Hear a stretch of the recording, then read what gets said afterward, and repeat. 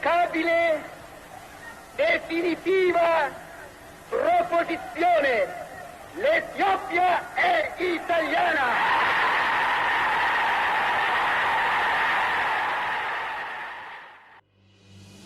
Aside from avenging the humiliating defeat they suffered in 1896, during Emperor Menelek's rule, one of Italy's reasons for wanting to occupy Ethiopia was the economic exploitation of the country, and the acquisition of a suitable state for new settlements. Even before the war, the fascist propaganda regarding Ethiopia preached that it was an inexhaustible source of raw natural resources for their country's industry. Based on this, various private companies supported by the government came to engage in the economic sector, attracted by the calculation that they would get great profits. A special company was set up to build roads and bridges, so that raw materials could be shipped from offshore territories. There are also hundreds of companies that steal Ethiopia's minerals and various resources that were engaged in the country. The Italians immediately took control of the entire trade. But immediately, it became clear that the rumors of the fascist propaganda, saying that Ethiopia's natural resources only needed to reach and grab, were greatly exaggerated. This is because the basic infrastructures needed to extract and use the most precious minerals and resources such as iron, coal, fuel oil and gold have not been developed in the country yet. Therefore, high investment is required. Until the roads that provide service all season long are developed, it will be difficult to extract and transport any raw resources from Ethiopia. The other and major obstacle that prevented the Italians from fully benefiting from the economic exploitation of this country was the struggle for national independence throughout the years of their occupation of Ethiopia. As a result, they failed to control the entire country, both militarily and politically, especially in difficult desert and mountainous districts, which were under the control of Ethiopian patriots. The freedom struggle of the Ethiopian people between 1936 and 1941 can be divided into three main stages. The first period of the Great Patriotic Struggle and Graziani's policy from May 1936 to 1938.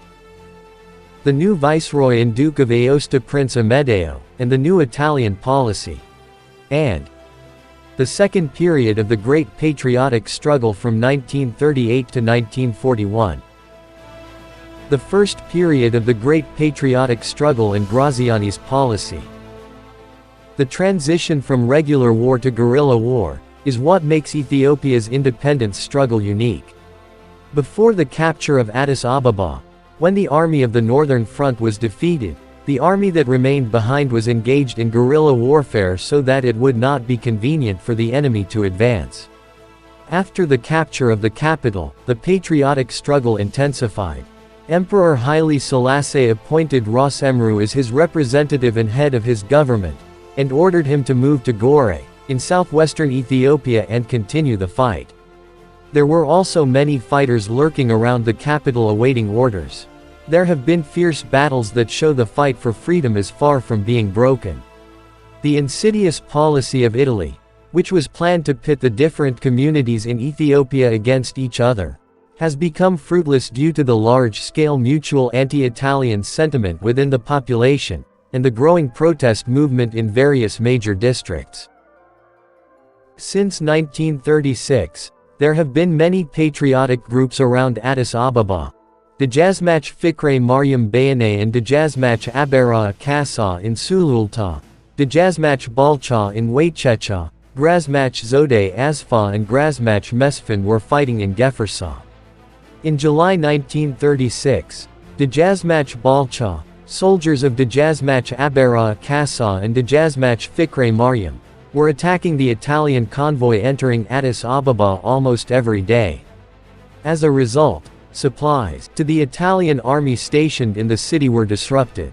Authorities in the capital were forced to declare a curfew, for fearing the city's population would contact the patriots at night. At the beginning of October 1936, the war around Addis Ababa intensified, and on October 16, a patriotic regiment was able to enter the capital. Dejazmach Fikre Mariam was able to get closer to the palace with his soldiers, but they retreated back after realizing that they would be overwhelmed. After the Patriots fought in Addis Ababa for 5 days, the Italians brought in reinforcements, so their leaders decided to move to another district and fight. At this time, another patriotic force attacked Adama and cut off the railways for some time. In this battle, 1,000 African colonial soldiers, and 300 Italian black shirts fascist soldiers, who were in the Italian army had fallen. General Graziani decided to fight the resistance with determination, and ordered all the patriots to be crushed mercilessly. Graziani's unprecedented brutality, and inhuman oppression strategy he followed during his tenure, can only be compared to the revenge attacks of Hitler's Nazis on the people of occupied Eastern Europe, during the Second World War. Even after a victory, the Italian soldiers used poison gas, just as they did in battle. They used to take pictures of the dead people by severing their heads in order to shock the people and make an example of. Graziani also said that this act of cruelty was a measure intended to bring peace. One of the first major military actions taken against the people who refused to bow to Italian rule was known as the Danikel Campaign. At the beginning of September 1936, an Italian army amounting to 30,000 moved to the desert region of Danikel to disarm the Danikel tribes. Due to the desert and mountainous terrain, the Italians were unable to take advantage of their technical superiority, and after 3 months of battle they were unsuccessful in their campaign. On January 1, 1937, Graziani again sent 50,000 troops to the Danikel district. The Italians had started road construction in Azsa district, and the Danikel clan's attacks from time to time were hindering the construction process, so the Italians wanted to crush this rebellion swiftly, but this campaign was also to no avail. Another problem for the Italians was the army of Ras Nesibu Zamanuel, who was on the southern front and fought valiantly until the end of the war. Another serious problem was that before General Graziani's army entered Jijiga, Harar and Dradawa, most of the city's residents fled into the forest with their weapons. The Italians, who were hated by everyone, brutally massacred civilians mercilessly. The Italians entered Harar on May 6, 1936. They killed more than 500 people without any reason in just 3 days. On May 9, the Italians went to a church and rang the bell, and 16 elderly men were shot and killed when they arrived at the gate of the church thinking it was time for prayer, which caused outrage throughout Harar province. After that, the Italians carried out massacres and rapes for 18 consecutive days. In September 1936, the Italians decided to destroy 2 patriotic centers that they found to be threatening, that is, the army of Ras Desta Damto and Ras Emperor Haile Selassie. Although he did not have a large army under his command, Ras Emperor was politically dangerous to the Italians as he was the official representative of the emperor, and interim head of the Ethiopian government.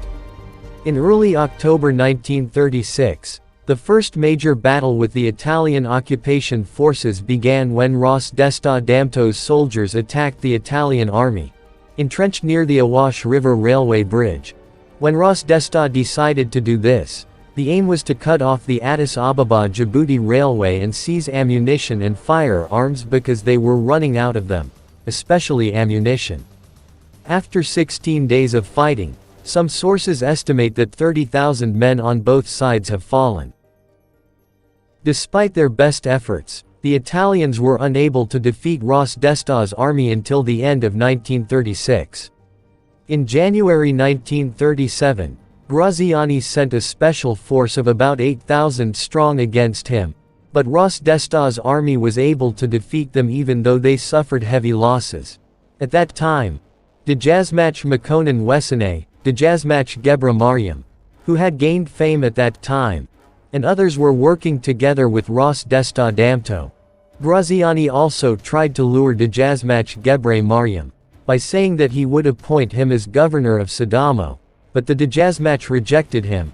After this, in January 1937, Graziani led 12,000 troops and a large number of airplanes and marched against them.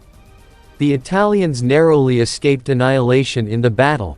However, in the battles from February 13 to 15 in Awash River District, they succeeded in destroying the united Arusi, Bale and Harar patriots who were under the command of Dejazmach Bayane Merid, the governor of Bale.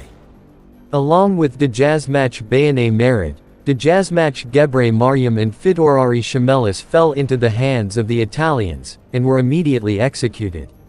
At the same time, the emperor's son-in-law Ras Desta Damto, who was seriously wounded, fell into the hands of the Italians as well. Enraged he had been troubling him for so long, Graziani immediately ordered his execution. As he was bleeding heavily from his wound, he was unable to stand upright, but the Italians tied him to a tree and executed him. Earlier, the Italians had managed to destroy the group of patriots, which consisted of some government officials and a large number of educated young men, named Black Lions, who were under Ras Emru's command. Black Lions tried to create a liberation organization built on a modern organizational structure and its own set of rules. This group tried to gather all the patriotic forces under one umbrella and planned to fight the Italians and designed modern organizational strategies, so it was a great political threat to the power of the Italians.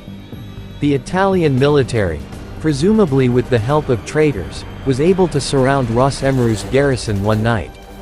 He was captured and imprisoned in Italy so that he would not have any chance of escape. The Ethiopian Church played a major role in the protest movement. Abuna Petro's actions can be cited as an example for the direct participation of the highest spiritual class in the patriotic struggle. After the Italian army occupied Addis Ababa, Abuna Petros joined the patriots who were fighting in Selale district. He also declared that anyone who does not participate in this fight against the enemy be damned. Abuna Petros's stance increased the number of patriots joining the struggle and became a threat to the Italians, so he was captured and imprisoned in July 1936. The Italian authorities promised to release him with amnesty if he was willing to work with them, and when he assured them that he would not accept this proposal, the Italians executed him on July 30, 1936. Right before his execution, he spoke his last words saying, "Whoever bows to the Italians be damned." The news of Abuna Petros's deed spread throughout Ethiopia and strengthened the fighting spirit of the people. The support and participation of the people living in rural areas was crucial for the scope and effectiveness of the patriotic movement, and for the victory achieved. In the mountainous part of the country, the patriots received food supply, and the new fighters joining them made them an invincible force. The Italians realized this and harassed the people in order to separate them from the patriots. They burned villages with their airplanes and forced them out of their lands. A small number of invading soldiers did not dare to enter the countryside. Massacring the defenseless population by sending punitive forces was a tactic Graziani used regularly. But this did not bring him the expected results. Instead, the protest movement gained in scope and strength from the last months of 1936. On February 19, 1937, two young Ethiopians, Abraha Duboch and Mogas Asgedam, attempted to assassinate Graziani by throwing a bomb at him in Addis Ababa. Although Graziani was slightly injured in the incident, he immediately ordered the killing of every Ethiopian found on site. Italian soldiers massacred many Ethiopians to avenge the disaster on Graziani. Even the innocent people who were inside their houses were set on fire, and those who tried to escape from the fire were machine-gunned down. Fascist troops, known as Black Shirts, participated extensively in this action. This massacre also spread to other parts of the country. In February 1937, 30,000 people were killed in Addis Ababa alone. In May 1937, in order to avenge the participation of the spiritual community in the resistance, Graziani had approximately 400 monks residing in the infamous Debre Libanos monastery executed. Along with the patriotic movement in the country, the emperor fought abroad to gain support for Ethiopia at the international level. In April 1936, the Ethiopian emperor himself went to Geneva to ask for the help of other governments, and gave his famous speech at the meeting of the League of Nations.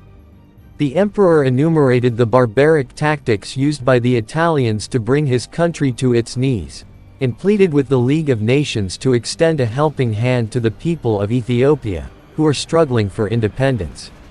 The emperor's speech was widely reported by the international press, but it did not produce any results at the Geneva meeting.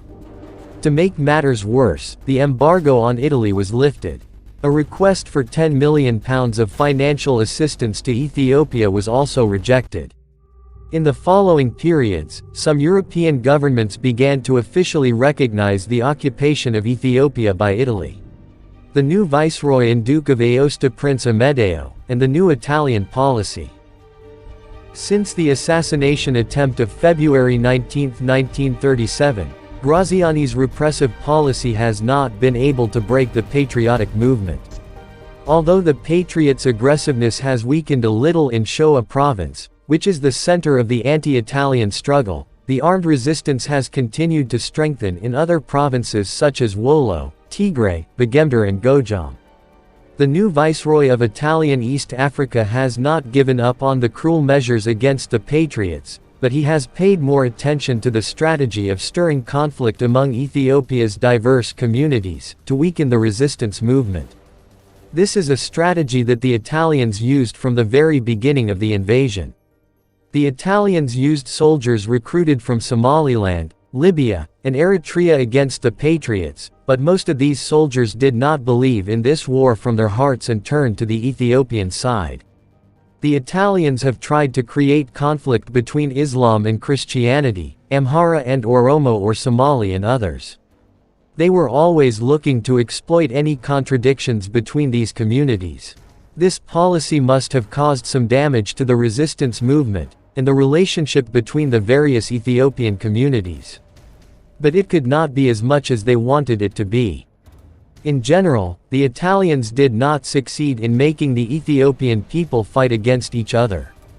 The Duke of Aosta paid more attention to political strategy than Graziani, so he planned to frustrate the Patriots' struggle partially by announcing amnesty and the restitution of confiscated property to anyone who disarmed and ceased fire. He also released those who were in concentration camps and prisons. This approach, which can be called Italy's new politics in Ethiopia, has worked on certain members of the resistance force. Some of them came out of hiding, received rewards for their decision and got back their confiscated property. However, the words of kindness echoed by the Italians could not mislead all members of the resistance movement, although this may have faded in late 1937 and early 1938. The reason for this was that most of the freedom fighters eventually gave up hope of achieving their ultimate freedom. In the international situation at the time, the Ethiopian people's hope of getting foreign aid and liberating Ethiopia was seen to be withered, which was the main reason for the slowdown of the struggle for independence. The Italians realized this and in 1938 intensified their campaign against the remaining patriotic groups. The second period of the Great Patriotic Struggle. This is the period from the end of 1938 and the beginning of 1939 when the patriotic movement was renewed. The reasons for this were the dispersed patriotic groups were able to coordinate with each other better than before, as well as those who were fighting for the liberation of Ethiopia from abroad, were able to coordinate with the resistance forces within the country. Another thing that should be noted was Germany and Italy were inevitably going to war with other European countries. This sparked hope in the resistance that the fight for freedom will continue and get the support of Britain and France.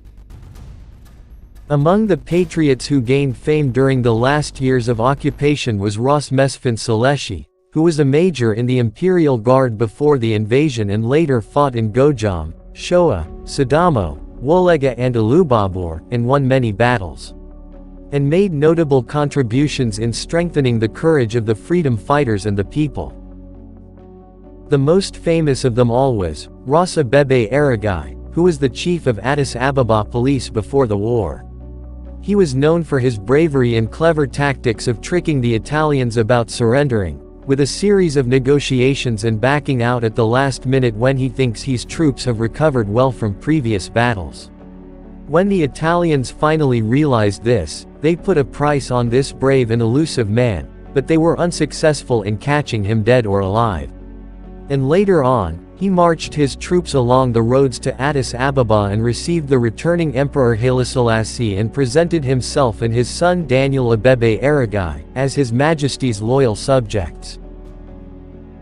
Women played a major role in the Ethiopian resistance movement. Among them, Mrs. Shawaregid Gedle, who gained a lot of fame during the occupation. Mrs. Shawaregid was working in the Ethiopian Red Cross Society, raising funds for supplies, equipment and medicine before the invasion. This was one of the reasons for her arrest by the Italians. The other charges that led her to the death penalty were that she supplied the resistance forces with food and ammunition, cried when the Ethiopian flag was lowered and the superior Italian flag was raised, received letters from the emperor, and so on. However, the death sentence was not carried out because Dejazmach Aba Wukau, who was working with the Italians at the time and who also received the title of Ross from the Italians themselves, pleaded with them. However, after the revenge massacre for the assassination attempt on Graziani, she was arrested again and taken to an Italian island along with other Ethiopians, including the emperor's granddaughter, Princess Romanwork. After 2 years of imprisonment, she returned and joined the resistance. Princess Romanwork died in prison there. Likewise, Mrs. Kebedech Seum, the daughter of Ross Seum Mengesha, grandson of Emperor Yohannes, and the wife of Dejazmach Abera Kasa, cousin of the emperor, took over his soldiers after her husband was brutally killed by the Italians and continued the fight. Among others who were very famous in the patriotism movement and fought by leading patriot groups, Mrs. Balanesh, Mrs. Ababech Cherkoze, Mrs. Lekyelesh, Mrs. Ialech and others are notable. The return of freedom. When the Second World War began, a new light dawned on Ethiopia. On June 10, 1940, Italy declared war on France and Great Britain. The Italian army stationed in Italian East Africa entered Sudan and Kenya and occupied British Somaliland. The British government proposed to Emperor Haile Selassie I to take joint action against Italy in the Ethiopian territory. The emperor accepted the proposal and on June 25, 1940, headed to Sudan in a British aircraft. July 3 he arrived in Khartoum. From there, he broadcasted a radio message to his people encouraging them to never stop fighting as his return and his country's freedom is nearing. In January 1941, the United Forces consisting of England, France, Belgium and South Africa launched a general offensive campaign in Ethiopia. General Cunningham arrived in Mogadishu on February 25 after setting off from Kenya and destroying the main Italian strongholds at Brawa and Merka in Italian Somaliland. After this, he followed almost the same route as Graziani did during the invasion, capturing Dagahabor on March 10, Jijiga on March 17, and Dre Dawa on March 19. A joint British and French regiment that was stationed at Berbera and Zayla, and fighting the Italians in the east joined this army. On January 18, 1941, the emperor crossed over from Sudan to Ethiopia, Gojam, near Omedla town with about 2,000 Ethiopian troops at his command. Colonel Wingate was along with him. As soon as the emperor set foot on the land of Ethiopia, the number of his army began to rise at lightning speed. When the news of the arrival of the emperor began to circulate, the patriotic movement intensified throughout the country. The Italian soldiers were surrounded everywhere, and in some provinces they were cut off from each other. The motivation shown by the people of Ethiopia hastened the victory of the United Armed Forces. The Ethiopian Resistance movement played an important role in the Allied forces' war in Ethiopia, as they cut off most of the Italian strongholds and the Allied forces were able to destroy them easily. After battles and victory in Bore, Cherika and Gulit, the Imperial Army entered Debre Marcos with the help of British tanks on April 1, 1941. On April 6, Emperor Haile Selassie I entered his capital with honor. The day the emperor returned to Addis Ababa in glory was the same day that Italian troops occupied the city, 5 years ago. They fought defensive battles for several months in various places in Ethiopia, and on May 20, 1941, the Duke of Aosta surrendered to the British Army after negotiating terms, in Amba Alagay.